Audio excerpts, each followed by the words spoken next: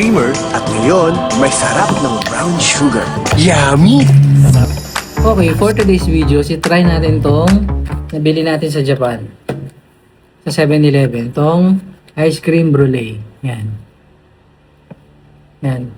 Ilang beses na tayo nabalik sa Japan. Ngayon lang natin ito matatry. Ito siya, oh.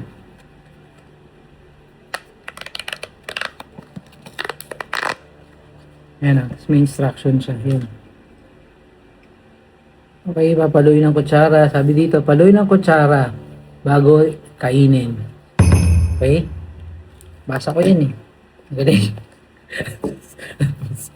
So, ito na siya. Lamig. Pagbukas natin, nabasag na siya, di ba? Pero try pa rin natin basagin yung kagilid niya. Try pa rin natin. Paita ko pa rin sa inyo. Oh. Basag. Try natin. Tigas.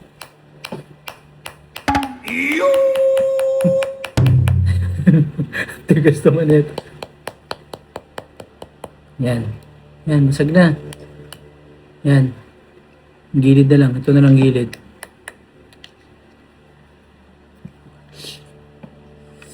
Mulo. Tignan natin. Asang asukal. Sarap. Ba talaga pag sa Japan eh, no? Sarap. Dati ice cream.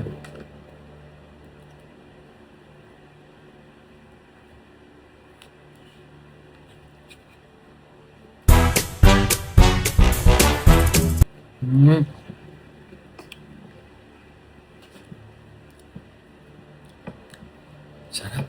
Gatas na gatas. Sarap. Iba talaga yung gatas sa Japan. Sarap.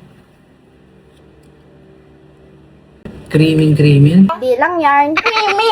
Mas masarap pa sa ano, Carmen's Best. Yung pagka-cream nung gatas niya. Sarap.